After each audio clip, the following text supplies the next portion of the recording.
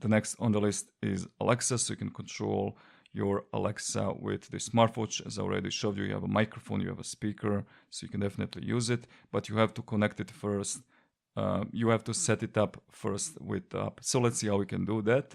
To do that, just open the app, go to the devices, and then scroll all the way down to Amazon Alexa.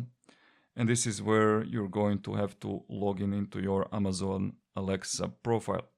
I'm going to tap on login with Alexa, continue, get started.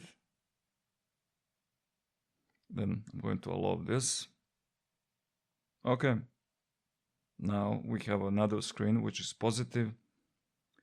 Start by saying, what's the weather? Okay, so these are just some options on how Alexa works. Tap here on continue and done. All right, so let's see if this works now. Do I need to press here? Okay, listening. What's the weather? Alexa, what's the weather? Wow, great. It even shows me the weather here, but I cannot hear it. Let me see.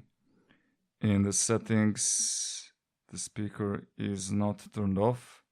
So let's try that again. Alexa, what's the weather?